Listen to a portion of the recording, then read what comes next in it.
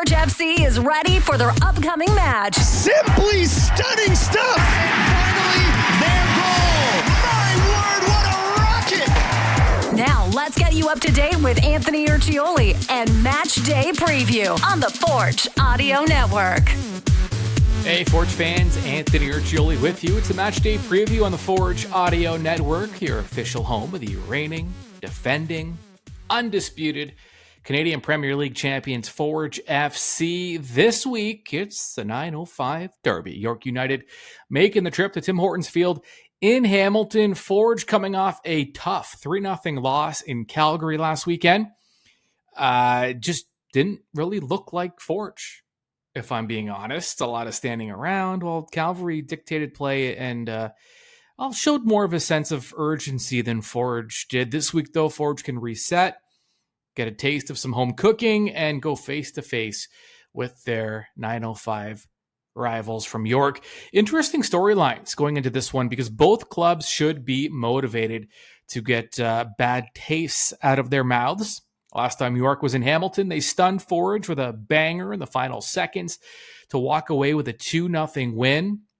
And that was in the midst of a tough stretch for Forge. And this one just didn't sit well with the club.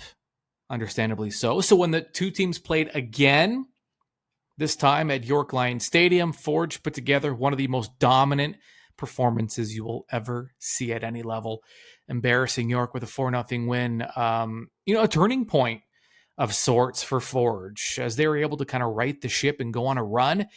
And they're now in contention for the top spot on the table. So both clubs looking to avenge some painful losses.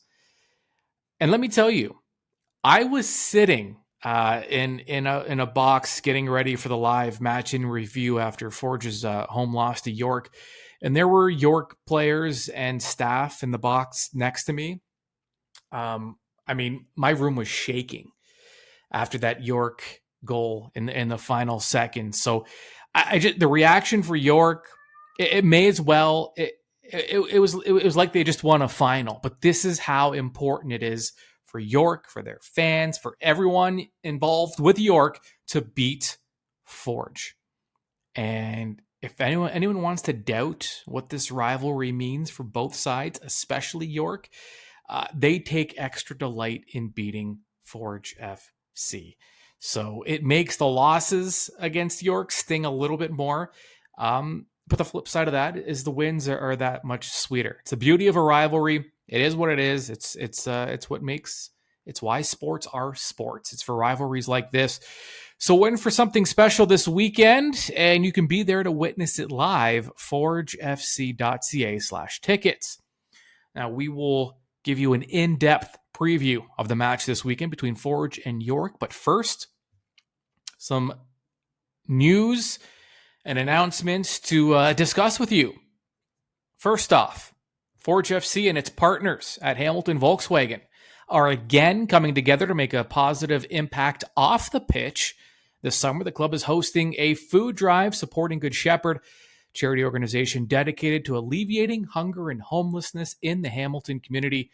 Hunger, of course, you may not notice it, but let me tell you, it is a pressing issue still affecting countless individuals and families within our community.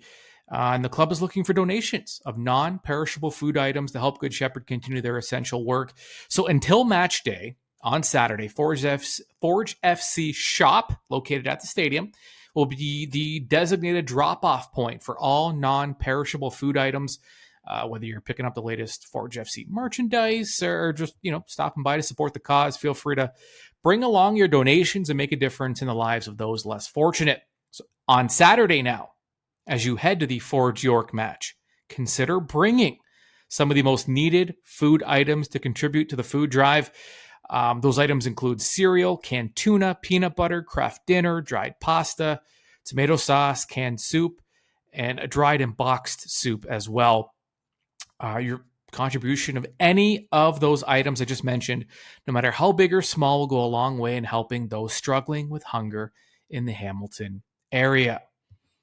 Another great cause coming up, September 9th, the club announcing the date of the second annual Spark Summit aim to connect and inspire professional women in the sports and entertainment industry. As I mentioned last week, I went to last year's event, and it was informative. It was moving. I got so much out of it. And that's it. That's, as you know, even just as a man, just listening to stories and different experiences, and which were a lot different than my experiences, which is exactly the point. So, I mean, I got a lot out of it. I'm sure you can too. Just head on over to forgefc.ca and get more information on the Spark Summit and how you can register to attend. That event is on September 9th. So we're about a month away. This weekend, though, the 905 Derby makes a stop at Tim Hortons Field in Hamilton. Here's how things are looking on the table going into this match. Forge FC currently sitting in third place with 29 points. They are 3 points back of first place Pacific. Calvary is in second. York in sixth place. This is a club that needs points. They need wins, and they need them badly because we're coming down to the wire now, and there are way too many 6-point swings with these matches, with all the clubs sandwiched together and all playing each other. York right now, they are tied for the final playoff spot, and they're also tied with Atletico. So right now there's a 3-way tie for fourth place. But York is at the bottom of that tiebreaker because they played more matches. So that's where York is, but obviously they are hungry for points. And did they give up? I mean, squandered 2 valuable points against Ottawa last weekend. We'll get into that shortly. Forge FC, Forges, they're still trying to improve upon that home record, which has just not been where it needs to be. If this club just had a slightly better home record, we would be talking about Forge sitting comfortably in top spot on the table. For whatever reason, it's been inconsistent in terms of the results. Forge now, although they have gone 3 straight matches at home with a win, 2 wins and a draw. So certainly things have been much better lately. They have played 9 games at home and have 13 points. That is 5th best.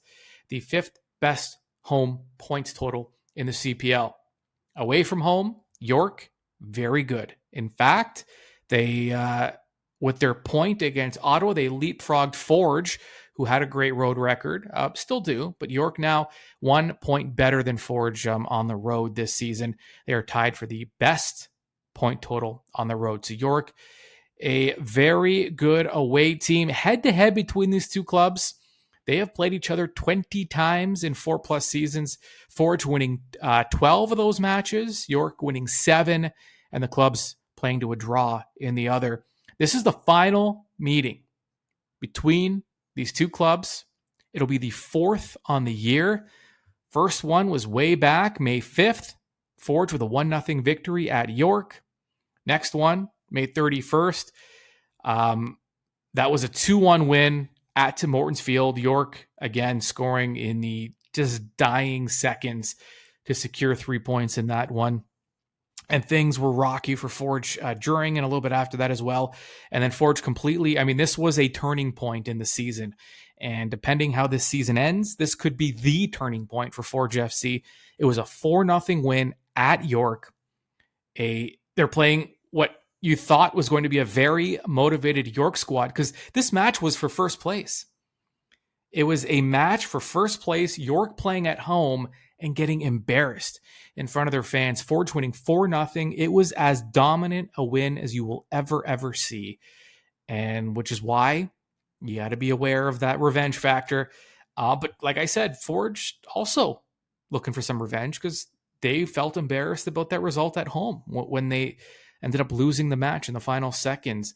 Something has to give here. Head-to-head, York has gone 6 matches without a clean sheet against Forge FC. And 7 of the last 8 matches between these two squads, there have been more than 4.5 bookings. That's a hefty number and not at all surprising. If you've seen a York Forge match, that'll be the least surprising thing you hear all broadcast here. Team streaks, well, York's been scoring. and their matches have gone over 2.5 goals 6 out of the last 8 times. Forge, by the way, this is a change. Remember, Forge had that streak where they had gone 7 or 8 matches straight without scoring the opening goal of a match. That's changed. Not so coincidentally, so has their results in general. As they've been winning, one clear thing has stood out, and they are scoring first. They have scored first in 4 of their last 5 matches. And unsurprisingly, the one match they did not score first was the last one, and it was a loss. Also, York's been in some let's call them rough matches, at least according to the bookings. There have been more than 4.5 cards in a match that York has been a part of in 4 of their last 5. Forge, complete opposite. In 4 of the last 5, there have been less than 4.5 cards. And I thought this was interesting too. Forge FC, more than 10.5 corners in 4 of the last 5 matches. That's at least 11 corners in 4 of the last 5 matches. Forge FC, again, not surprising when you look at, scoring first in 4 of their last 5. All the corners they're getting, they've been good. Forge has been good. The last match is one they're going to want to forget, but everything leading up to that has been very, very good. Forge looking like the contenders we thought they would eventually look like as the season went on. Kyle Becker is still the king of the SofaScore ratings. If you've listened before, I like talking about these ratings, these player ratings, because a lot of times all we really get to know about a player is how many goals they've scored, how many assists they've made. But a rating, soccer ratings out of 10 give you an indication of just all the positive they're doing. Successful passes, dribbles, if they're taking care of the football, not turning it over, shots on target, converting those shots into goals. All these great things are kind of combined into a score. And you can lose points in that score if you turn the ball over, if you take poor shots and make poor tackles and poor challenges. So all that said, out of 10, Kyle Becker, number 1 in the league, overall rating, complete player, 7.35 on the year.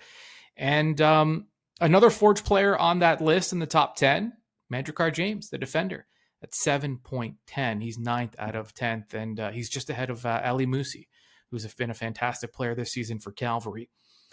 Goals and assists combined, I see a few Forge logos on this top 10 list. Taryn Campbell, Kyle Becker are 4 and 5 on the list.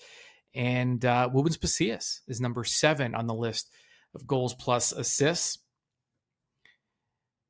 And I'm including this because we just talked about these SofaScore ratings. The highest ratings all season, just on a match per match basis. Taryn Campbell has had the highest rating all season. The last time he did it was against York United. He had a 9.3. That 9.3 is the highest rating any player has gotten this season. And so Taryn Campbell leading the way there. And he shows up on the list twice this year. He's had the first and 4th best rating all season in a match. He had a 9.3 against York, and he had an 8.8 against Ottawa. Tristan Henry, by the way, the only goalkeeper, that it's remarkable that a goalkeeper is on the list to begin with. Tristan Henry, 5th highest, and that was that match against Atletico Ottawa when he just absolutely stood. It was the single greatest goalkeeping performance I've ever seen in my life. He had an 8.8 rating in that one. That's the 5th best in the year, and there's no goalkeeper even remotely close to that. I called him the G-GOAT last season, the greatest goalkeeper of all time in the CPL, and I firmly stand behind that. An interesting stat that will become a theme as we kind of get into, as we get a little deeper into York and what Forge is up against. York leads the league, and I feel like they have led the league for most, if not the entire season, big chances missed. York, depending how this season turns out, will look back and look at all the big chances they've squandered. They lead the league in big chances missed with 29. Forge, by the way, 2nd on the list with 25. And a lot of those for Forge came in that early to the first third of the season when things weren't going well, which is why we believed that Forge would turn the corner soon. Because this is not a club that misses a lot of big chances, and they have this year. and eventually that's got to even out. I mean, there's no way that's going to stay consistent. York United, though, you want to say eventually they'll turn the corner, but they've been so up and down. I'm not sure it's there. Again, we will see. Adding to some of that bad news for York United, a suspension. It was announced a couple days ago that striker De Rosario will be ineligible to represent the club for 1 month, effective immediately after he received a sanction from the Canadian Centre for Ethics in Sport following an anti-doping rule violation. This is one of those violations that you want to put a little asterisk on, because when you hear that, you think something else, let's just say. But in fact, De Rosario says he inadvertently ingested THC, a component of cannabis, which, by the way, is legal in Canada, which is why it seems kind of odd that he was suspended. However, THC is included on the World Anti-Doping Agency's list of prohibited substances, and that is the list the league goes by. And they don't actually have a say because all of these, the Canadian Anti-Doping Program has its own rules. It's based on the World Anti-Doping Agency. So although it's legal in Canada, the CPL cannot, override basically that. And the 1 month suspension is the lowest available sanction for a THC violation. I think it's interesting that in the announcement, in the release, that was added, that they gave him the lowest amount for a THC violation. I think it's just because it's legal. He didn't break the rules. He didn't break the law, I should say. He broke a very specific kind of rule that is, I don't know. It is what it is. It's unfortunate, but he will be out for a month. And with that, more on how that'll affect York and what we can expect from Forge's big geographical rivals, York United. We bring in CanPL.ca reporter Benedict Rhodes. All right, Benedict. York will be without De Rosario this weekend and for the next 4 weeks after he failed the drug test, which found THC in his system. I discussed it with the listeners earlier in detail. So details aside, from where you're sitting and just from a soccer perspective and from a York perspective, how big of an impact could this have, especially considering York is kind of in the middle of a playoff chase right now? Yeah, obviously, De Rosario hasn't had the best season offensively. Like last season, he scored 12 goals, I believe. This year, only 3, if I'm correct. So maybe hasn't had the best season, but he's still a player that can have a huge impact, and once he gets going, could be really good. So he'll definitely be missed for York. Brian Wright, his likely replacement, he scored his first goal of the season this past weekend, a couple days ago. So it'll be interesting to see how York does without him. I think the biggest impact on York and De Rosario will be the fact they can't train for a month. I think that'll be with the team anyway. I think that'll be the biggest impact on them. Yeah, York is they're a club that I have a lot of difficulty figuring out. Some weeks they look like just a legit contender. Others, they look like a 6th place club, which is where they're sitting at the time of this chat anyway. And maybe that was best exemplified in the match you covered last weekend in Ottawa, York blowing a 2-0 and then a 3-2 lead to gain just 1 point during a time when they need as many points as they can get. It just really seemed like a perfect summation of York's up and down season to this point.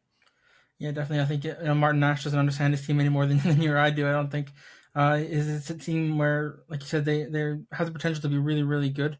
And at times they have been really, really good, but it's just a matter of closing out games, closing out halves. I think that's what we saw in Ottawa, for example. Like you said, they were up 2-0, then they give up 2 probably preventable goals. I mean, the free kick, you can't do much about that, but the first goal came on a giveaway that Carl Howarth capitalized on for Ottawa, and then the second half they get lucky on a crazy own goal, but then so some luck for them, but then they give up another one on a sort of poor preventable goal, I guess, from across into the box. So it's a team that has potential to be really good, but they just need to find their way to close out halves.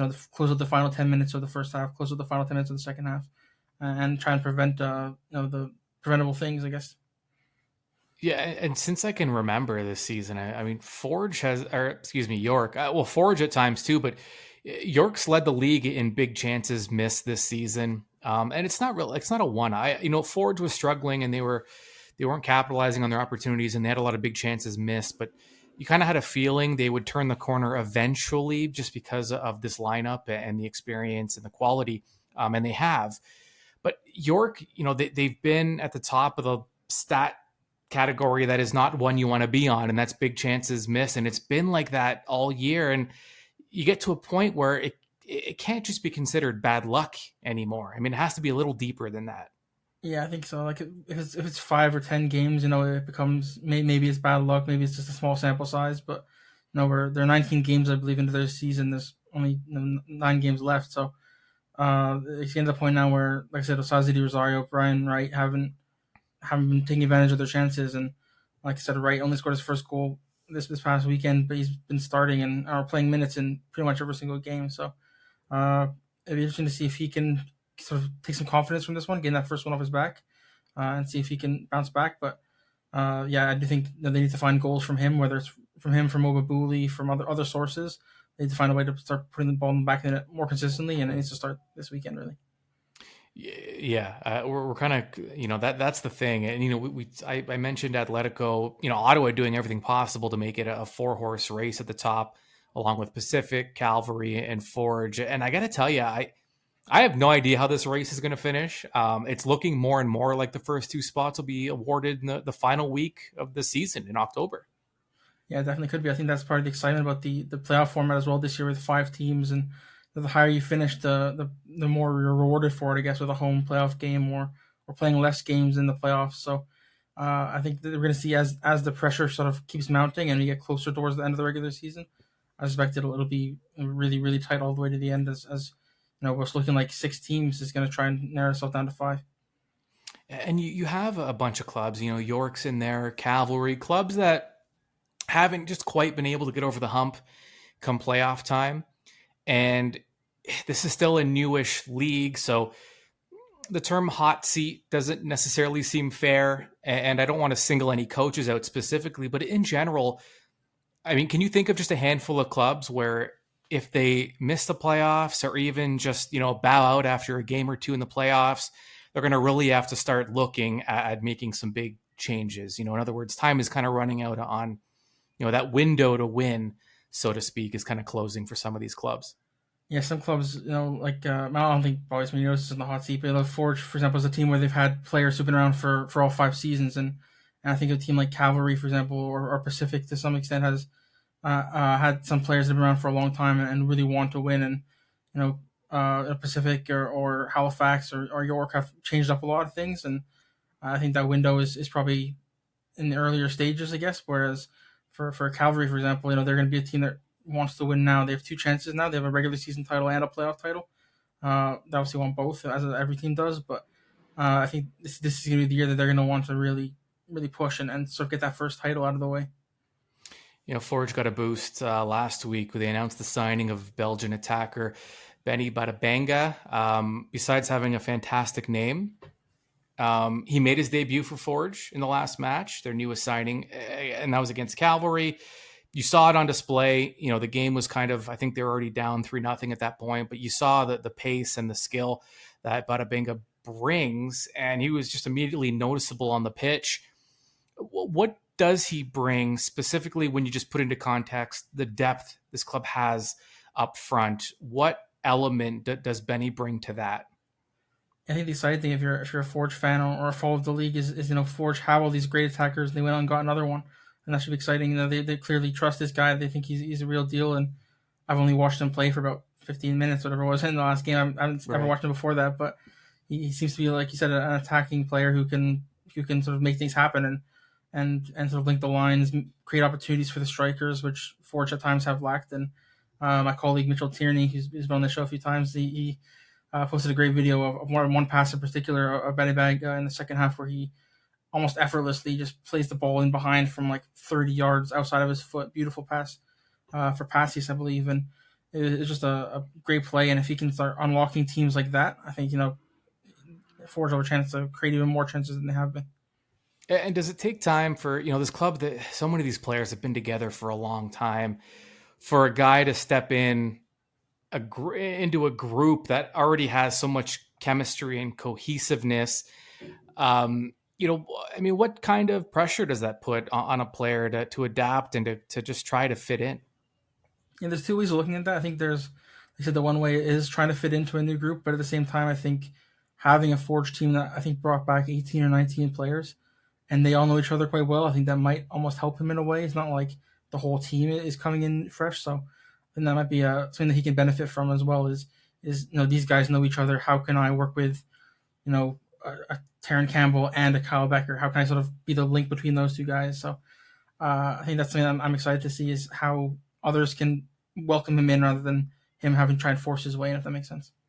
Yeah, so you have Forge in the midst of a regular season title race. You have York on the cusp of a playoff spot right now, so plenty on the line this weekend at Tim Hortons Field in Hamilton. Benedict Rhodes, a pleasure as always, and enjoy what should be a great weekend of soccer. 3 keys to the match for Forge FC as they take on York United Saturday night at Tim Hortons Field in Hamilton. Key number 1 for Forge: bank on the flanks. York United, they like to deploy a 4-2-3-1 formation. Gives them versatility in their attack, but leaves them susceptible on the flanks because of the wide players for York being so high up the pitch. Forge's wingers and fullbacks, who already enjoy playing wide, especially on that wide pitch at Tim Hortons Field, should have even more room to work, switching the field often enough that York's unable to get into a comfortable shape defensively. Bank on the flanks. Key number 2 for Forge FC: quick counter. Forge's wingers have to be ready to run and receive the ball right after a change of possession. Again, York's attacking style leaves them vulnerable on the flanks, as I said, especially on the counter. If Forge can take the turnovers and immediately look upfield and deliver the ball into wide spaces, Forge should be able to create plenty of dangerous opportunities, but the key is to do it with speed, with pace. Key number 3 for Forge FC: take away the 10.